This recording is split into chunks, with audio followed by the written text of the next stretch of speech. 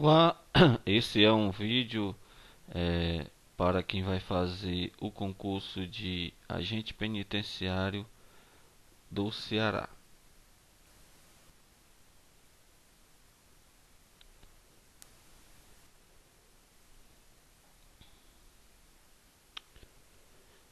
Capítulo 1.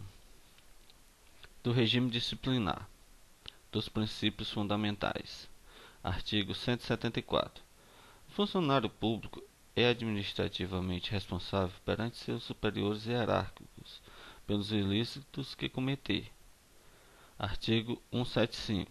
Considera-se ilícito administrativo a conduta comissiva ou omissiva do funcionário que importe em violação de dever geral ou especial ou de proibição fixado neste Estatuto em sua legislação complementar, ou que constitua comportamento incompatível com o decoro funcional ou social. Parágrafo único. O início administrativo é punível independentemente de acarretar resultado perturbador do serviço estadual. Artigo 176. A apuração da responsabilidade funcional será promovida de ofício ou mediante representação pela autoridade de maior hierarquia no órgão ou na entidade administrativa em que tiver ocorrido a irregularidade. Se se tratar de ilícito administrativo praticado fora do local de trabalho, a apuração da responsabilidade será promovida pela autoridade de maior hierarquia no órgão ou na entidade a que pertenceu o funcionário, a quem se imputar a prática de irregularidade. Parágrafo único. Se imputar a prática de ilícito a vários funcionários lotados em órgãos diversos do Poder Executivo, a competência para determinar a apuração da responsabilidade caberá ao governador do Estado. Artigo 177. Responsabilidade civil decorre de conduta funcional comissiva ou omissiva, dolosa ou culposa, que acarrete prejuízo para o patrimônio do Estado e de suas entidades ou de terceiros. Parágrafo 1º. A indenização de prejuízo causado ao Estado ou às suas entidades no que exceder os limites da fiança, quando for o caso, será liquidada mediante prestações mensais descontadas em folhas de pagamento, não excedentes da 10ª parte do vencimento, à falta de outros bens que correspondam pelo ressarcimento. Parágrafo 2º. Em caso de prejuízo a terceiro, o funcionário responderá perante o Estado ou as suas entidades através da ação regressiva proposta depois de transitar em julgado a decisão judicial que houver condenado a Fazenda Pública a indenizar o terceiro prejudicado. Artigo 178. A responsabilidade penal abrange os crimes e contravenções imputados por lei ao funcionário nesta qualidade. Artigo 179. São independentes as instâncias administrativa, civil e penal e cumuláveis às respectivas combinações. Parágrafo 1º.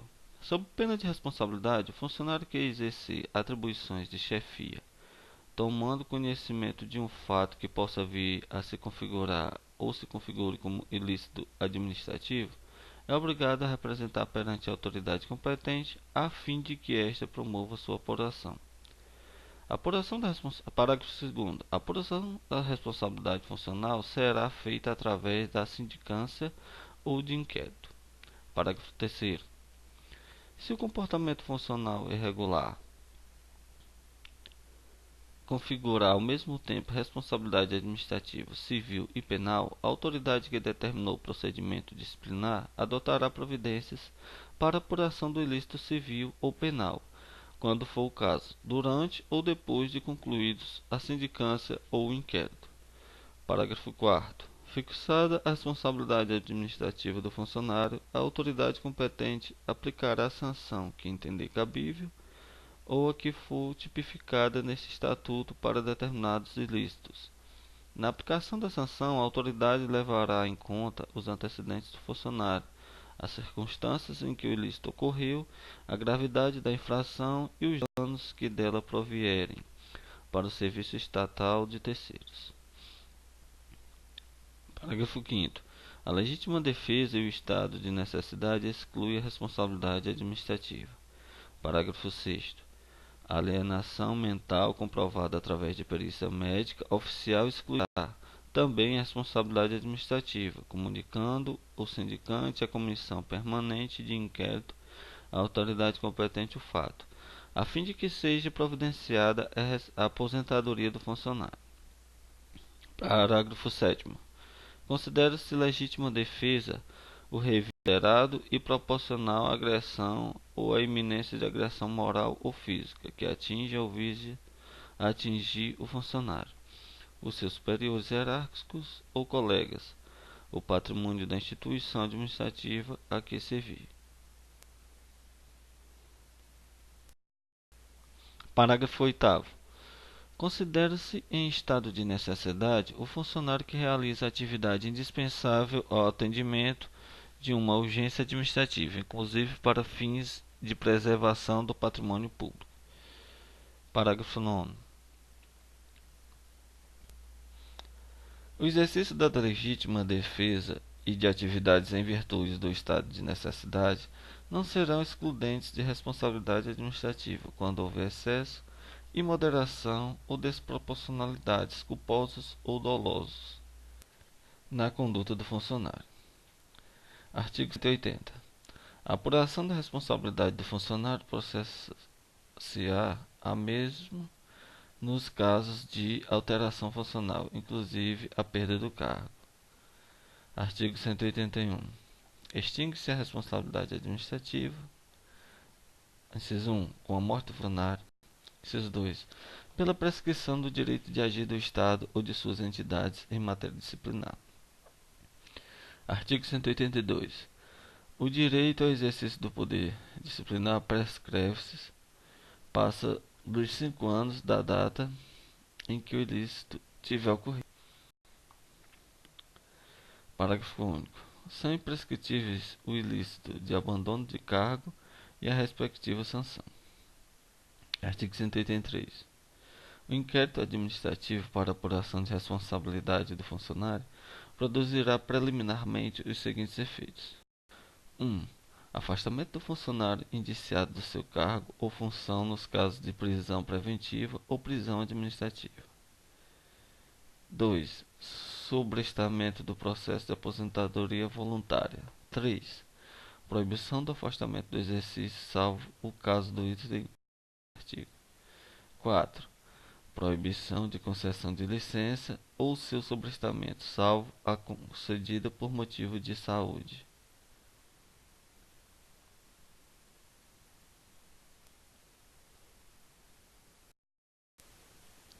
5. Cessação da disposição com retorno do funcionário ao seu órgão de origem. Artigo 184. Assegurar-se-á ao funcionário no procedimento disciplinar ampla defesa, consistente, sobretudo: 1. No direito de prestar depoimento sobre a imputação que lhe é feita e sobre os fatos que a geraram. 2. No direito de apresentar razões preliminares e finais, por escrito nos termos deste Estatuto. 3. No direito de ser defendido por advogado de sua indicação ou por defensor público, também advogado, designado pela autoridade competente. 4. No direito de arrolar, inquirir, requerir e contraditar testemunhas e requerer acariações. 5. No direito de requerer todas as provas em direito permitidas, inclusive as de natureza pericial. 6. No direito de arguir prescrição. 7. No direito de levantar suspeições e arguir impedimentos. Artigo 185. A defesa do funcionário no procedimento disciplinar, que é de natureza contraditória, é privativa de advogado, que exercitará nos termos deste Estatuto e nos da legislação federal pertinente. Estatuto da Ordem dos Advogados do Brasil.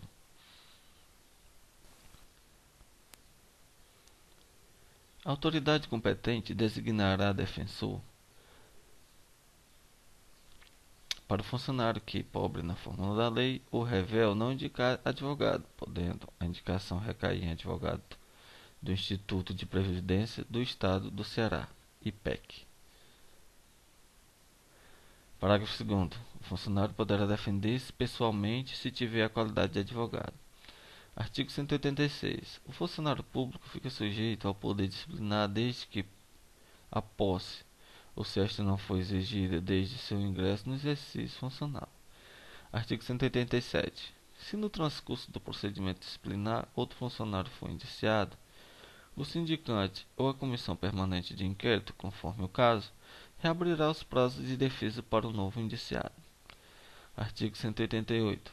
A inobservância de qualquer dos preceitos deste capítulo relativos à forma do procedimento, à competência e ao direito de ampla defesa acarretará a nulidade do procedimento disciplinar. Artigo 189.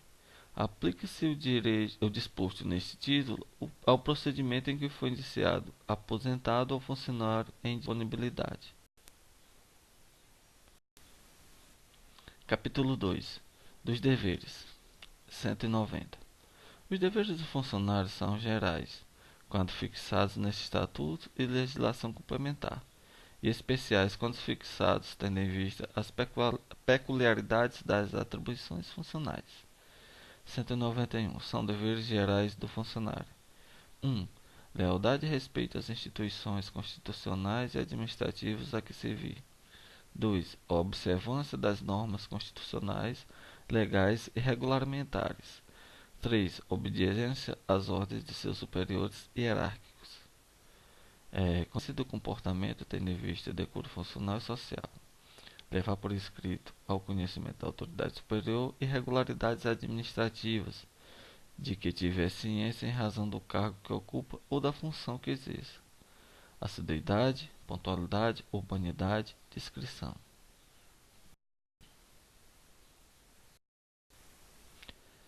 Guardar sigilo sobre a documentação e assuntos de natureza reservada de que tenha conhecimento em razão do cargo que ocupa ou da função que exerça. Zelar pela economia e conservação do material que lhe for confiado. Zelar pela economia e conservação do material que lhe for confiado. Atender às notificações para depor ou realizar perícias ou vistorias tendo em vista procedimentos disciplinares.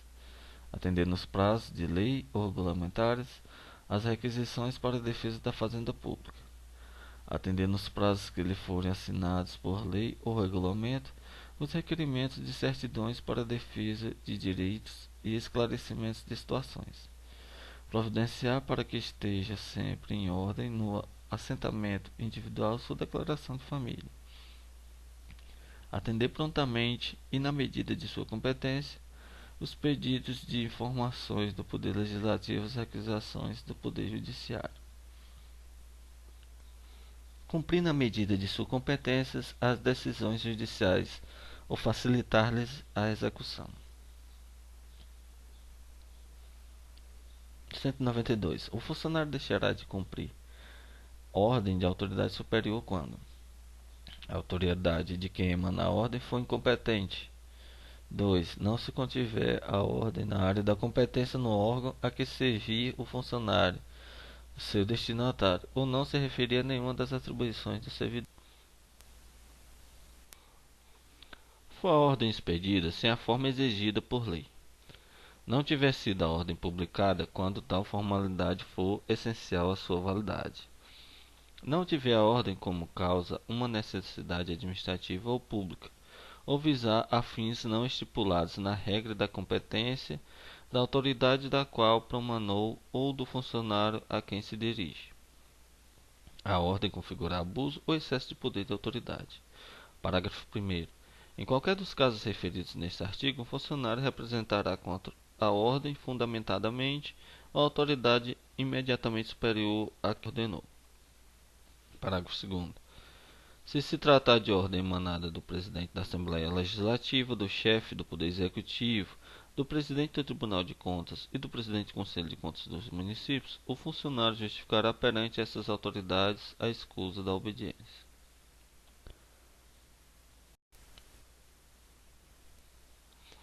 Capítulo 3.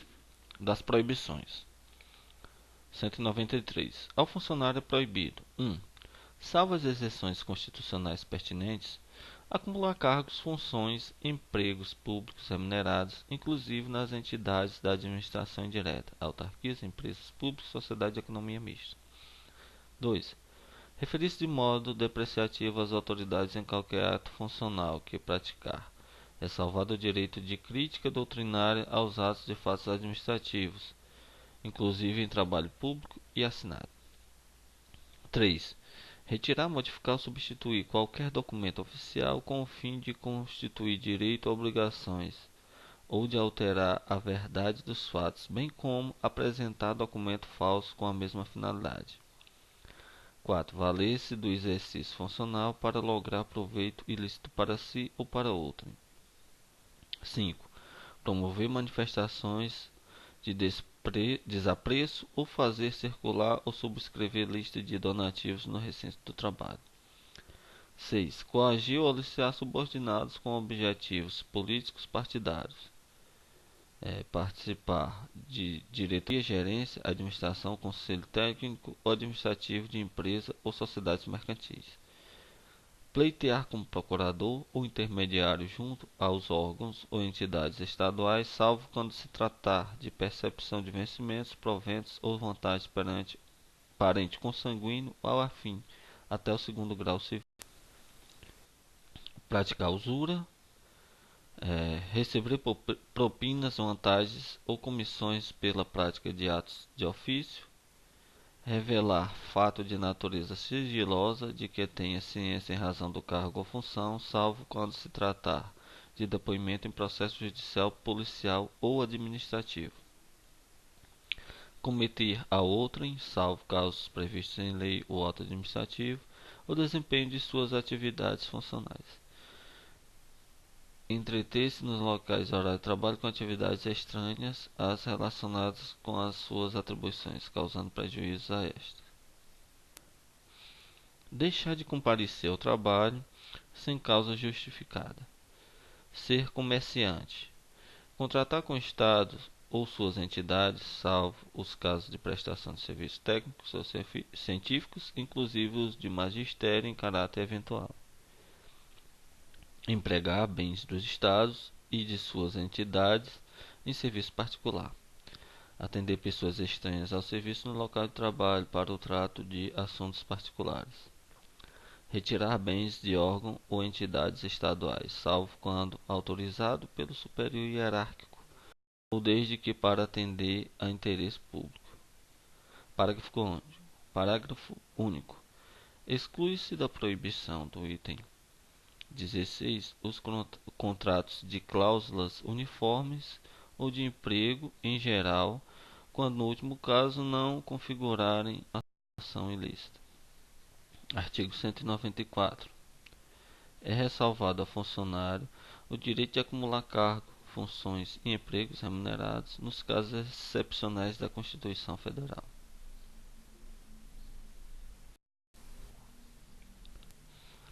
Parágrafo 1º.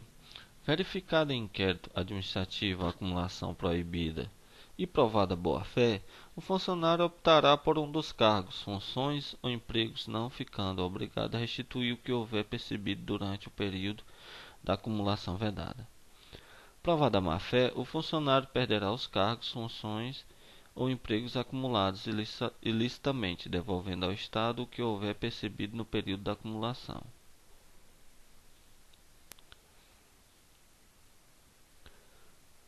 Artigo 195. O aposentado, compulsoriamente ou por invalidez, não poderá acumular seus proventos com a ocupação de cargo ou exercício de função ou emprego público. Parágrafo único. Não se compreendem na proibição de acumular nem estão sujeitos a qualquer limite. 1. A percepção conjunta de pensões civis e militares. 2. A percepção de pensões com vencimento ou salário. 3. A percepção de pensões com vencimentos de disponibilidade e proventos da aposentadoria e reforma. 4. A percepção de proventos quando resultantes de cargos legalmente acumuláveis. Capítulo 4. Das sanções disciplinares e seus efeitos. Artigo 196. As sanções aplicáveis ao funcionário são as seguintes: repreensão, suspensão, multa, demissão, cassação de disponibilidade, cassação de aposentadoria. Artigo 197. Aplicar-se-á a repreensão sempre por escrito ao funcionário que, em caráter primário, a juízo da autoridade competente, cometer a falta leve, não combinável por este estatuto com outro tipo de sanção. 198. Aplicar-se-á a suspensão através de ato escrito por prazo não superior a 90 dias, nos casos de reincidência de falta leve e nos de ilícito grave, salvo a expressa combinação por lei de outro tipo de sanção. Parágrafo único. Aplicar-se-á, por conveniência do serviço público, a suspensão poderá ser convertida em multa na base de 50% por dia de vencimento, obrigado, neste caso, o funcionário a permanecer em exercício. 199. A demissão será obrigatoriamente aplicada nos seguintes casos: crime contra a administração pública, crime comum praticado em detrimento de dever inerente à função pública ou a cargo público, quando de natureza grave, a critério da autoridade competente, abandono de cargo, incontinência pública e escandalosa e prática de jogos proibidos, insubordinação grave em serviço, ofensa física ou moral em serviço contra funcionário ou terceiros, aplicação irregular de dinheiros públicos que resultem em lesão para o erário estadual ou dilapidação do seu patrimônio, quebra do dever de sigilo funcional,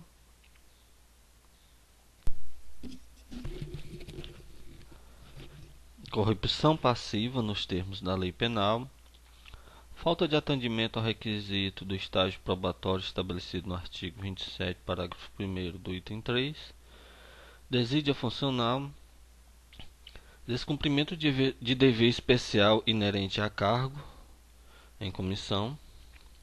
Parágrafo 1º. Considera-se abandono de cargo a deliberada ausência ao serviço sem justa causa por 30 dias consecutivos ou 60 dias interpoladamente durante 12 meses. Parágrafo 2º.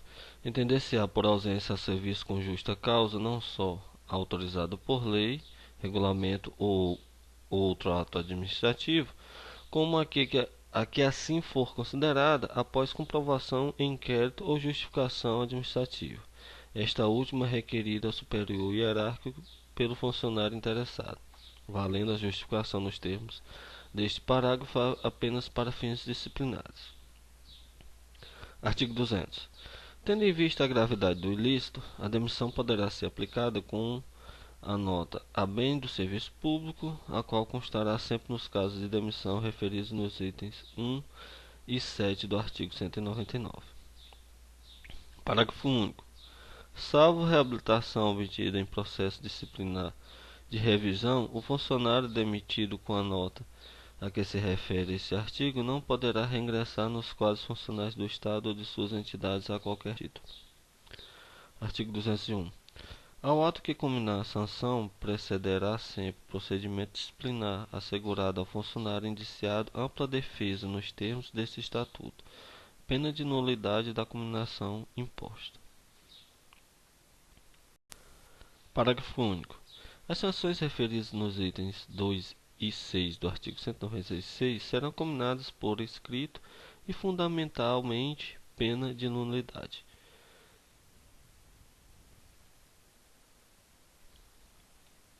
Artigo 202. São competentes para a aplicação das sanções disciplinares os chefes dos poderes legislativo e executivo em qualquer caso, e privativamente nos casos de demissão e cassação de aposentadoria ou disponibilidade, salvo se tratar de punição de funcionário autárquico. Os dirigentes superiores das autarquias em qualquer caso, e privativamente nos casos de demissão e cassação de aposentadoria ou disponibilidade. Os secretários de Estado e demais dirigentes de órgão subordinados ou auxiliares em todos os casos, salvo os referidos no item 1 e 2. Os chefes de unidade administrativa em geral, nos casos de repreensão, suspensão até 30 dias e multa correspondente. Artigo 203.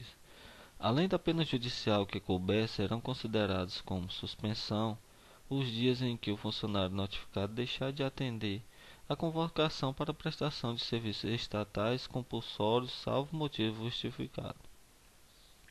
204.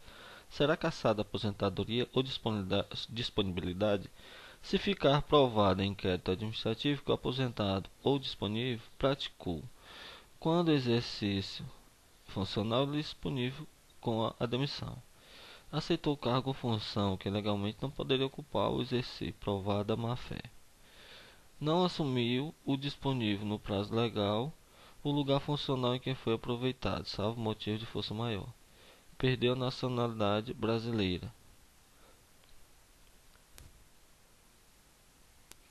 Parágrafo único. A cassação da aposentadoria ou disponibilidade extingue o vínculo do aposentado ou do disponível com o Estado ou suas entidades autárquicas. 205. A suspensão preventiva será ordenada pela autoridade que determinar a abertura do inquérito administrativo, se no transcurso deste a atender indispensável nos termos do parágrafo 1º deste artigo. Parágrafo 1º. A suspensão preventiva não ultrapassará prazo de 90 dias e somente será determinada quando o afastamento do funcionário for necessário para que, como indiciado, não venha influir na apuração de sua responsabilidade. Suspenso preventivamente, o funcionário terá, entretanto, o direito de acompanhar o tempo de serviço relativamente ao período de suspensão para todos os efeitos. Computar o tempo de serviço para todos os fins de lei relativo ao período que ultrapassar o prazo de suspensão preventiva. Perceber os vencimentos relativos ao período de suspensão, se reconhecida sua inocência no inquérito administrativo.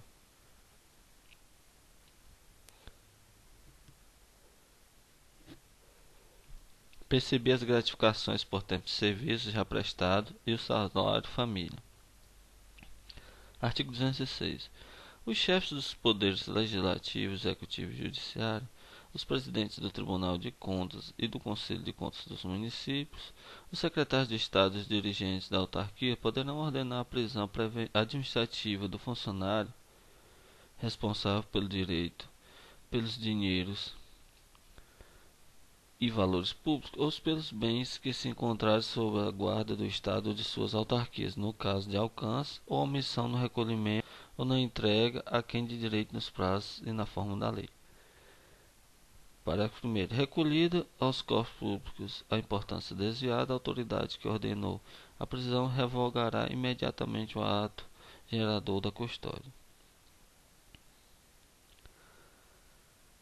Parágrafo 2º. A autoridade que ordenar a prisão, que não poderá ultrapassar 90 dias, comunicará imediatamente o fato à autoridade judiciária competente e providenciará a abertura e a realização urgente do processo de tomada de contas. Artigo 207. A prisão a que se refere o artigo anterior será cumprida em local especial. 208. Aplica-se à prisão administrativa o disposto no parágrafo 2º do artigo 205 deste Estatuto.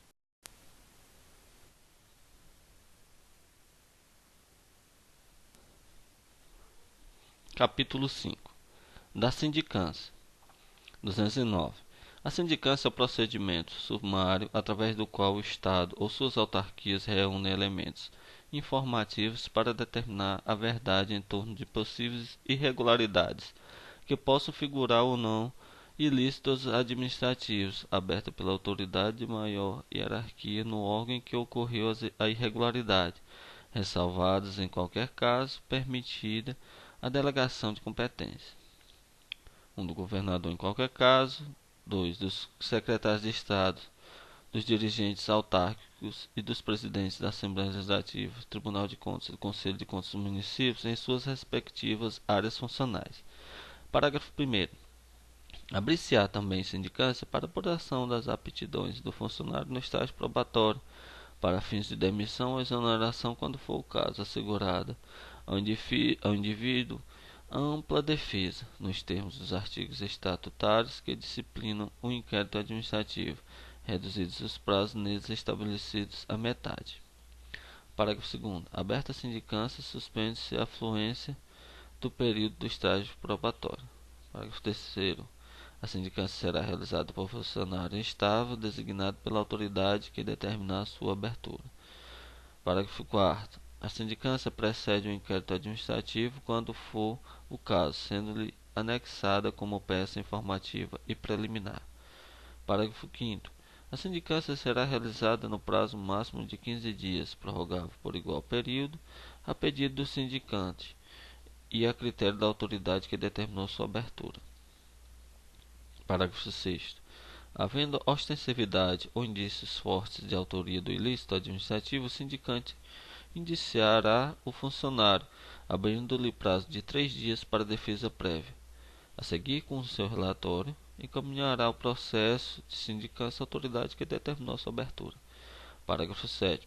O sindicante poderá ser assessorado por técnicos, de preferência pertencentes aos quadros funcionais, devendo todos os atos da sindicância serem reduzidos a termo por secretário designado pelo sindicante, dentre os funcionários do órgão a que pertencer. Parágrafo 8º. Ultimada a sindicância, não apurada a responsabilidade administrativa ou o descumprimento dos requisitos do estágio probatório, o processo será arquivado. Fixada a responsabilidade funcional, a autoridade que determinou a sindicância encaminhará os respectivos autos para a Comissão Permanente de Inquérito Administrativo, que funcionará no Poder Executivo, na Governadoria dos Secretários do Estado, órgãos desconcentrados e nas autarquias, no Poder Legislativo, na Diretoria-Geral, no Tribunal de Contas e no Conselho de Contas dos Municípios.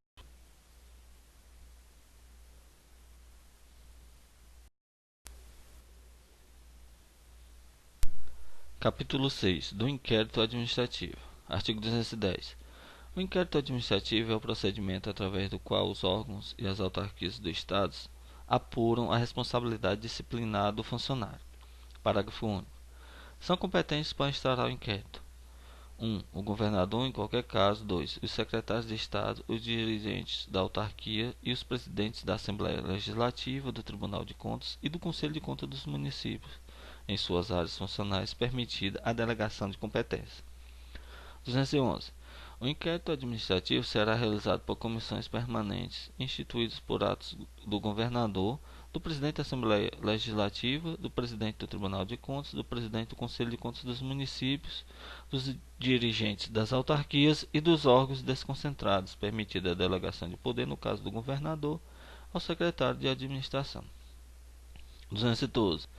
As comissões permanentes de inquérito administrativo compor-se-ão de 3 membros, todos funcionários estáveis do Estado ou de suas autarquias, presidido pelo servidor que for designado pela autoridade competente, que colocará à disposição das comissões o pessoal necessário ao desenvolvimento dos trabalhos, inclusive os de secretário e assessoramento. 213. Instaurado o inquérito administrativo, a autoridade encaminhará seu ato para a comissão de inquérito que for competente, tendo em vista o local da ocorrência da irregularidade verificada, ou a vinculação funcional do servidor a quem se pretende imputar responsabilidade administrativa.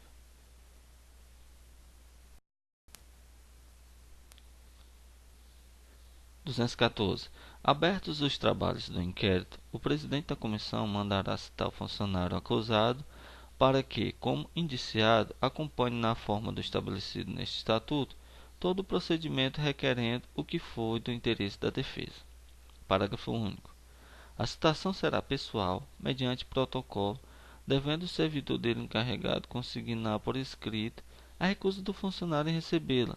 Em caso de não ser encontrado o funcionário, estando ele no lugar incerto e não sabido, a citação far-se-á por edital, publicado no Diário Oficial do Estado, com prazo de 15 dias, depois do que, não comparecendo o citado, ser-lhe-á designado defensor nos termos do artigo 184, item 3, parágrafo 1º do artigo 185.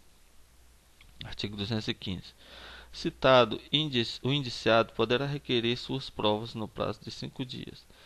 podendo renovar o pedido no curso do inquérito, se necessário para demonstração de fatos novos. 216. A falta de notificação do indiciado ou do seu defensor para todas as fases do inquérito determinará a nulidade do procedimento. 217. Encerrada a fase probatória, o indiciado será notificado para apresentar por seu defensor no prazo de 10 dias suas razões finais de defesa. 218. Apresentadas as razões finais de defesa, a comissão encaminhará os autos do inquérito com relatório circunstanciado e conclusivo à autoridade competente para seu julgamento. 219.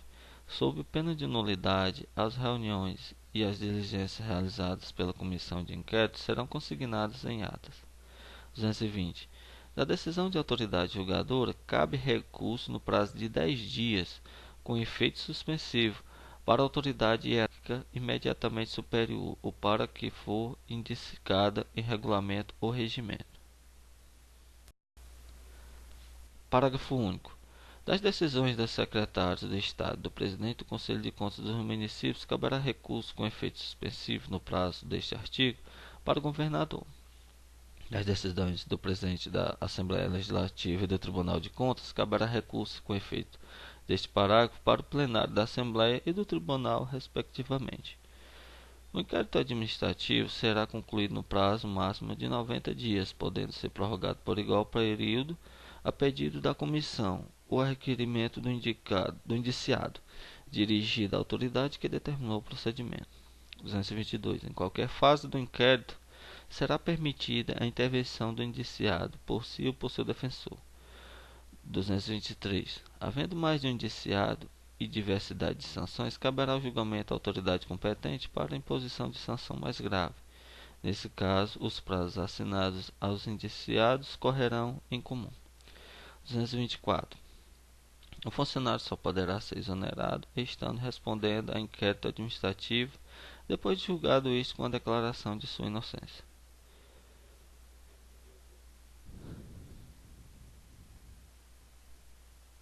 225. Recebidos os autos do inquérito, a autoridade julgadora proferirá sua decisão no prazo improrrogável de 20 dias. 226. Declarada a nulidade do inquérito no todo ou em parte, por falta do cumprimento de formalidade essencial, inclusive o reconhecimento do direito de defesa, novo procedimento será aberto. 227. No caso do artigo anterior e no de esgotamento do processo, para a conclusão do inquérito, o indiciado, se tiver sido afastado de seu cargo, retornará a seu exercício funcional. Capítulo 7. Da revisão. Artigo 228. A qualquer tempo poderá ser requerida a revisão do procedimento administrativo de que resultou sanção disciplinar, quando se aduzam fatos ou circunstâncias que possam justificar a inocência do requerente, mencionados ou não no procedimento original. Parágrafo único. Tratando-se de funcionário falecido ou desaparecido, a revisão poderá ser requerida pelo cônjuge, companheiro, descendente, ascendente, colateral, consanguíneo até o segundo grau civil. 229. Processar-se-á a revisão em apenso ao processo original. Parágrafo único. Não constitui fundamento para a revisão a simples alegação de injustiça da sanção. 230. O requerimento devidamente instruído será dirigido à autoridade que aplicou a sanção ou àquela que tiver confirmado em grau de recurso. Parágrafo único. Para processar a revisão, a autoridade que receber o requerimento nomeará uma comissão composta de 3 funcionários efetivos de categoria igual ou superior à do requerente. Na inicial, o requerente pedirá dia, hora para a inquirição das testemunhas que rolar. Parágrafo único. Será considerada informante a testemunha que, residindo fora da sede onde funcionar a comissão, prestar depoimento por escrito. 232. Concluídos o encargo da comissão no prazo de 60 dias, prorrogável por 30 dias nos casos de força maior, será o processo com o respectivo relatório encaminhado à autoridade competente para o julgamento. Parágrafo único. O prazo para julgamento será de 20 dias, prorrogável por igual período, no caso de serem determinadas novas diligências. Artigo 233. Das decisões proferidas em procedimento de revisão, cabe recurso na forma do artigo 220.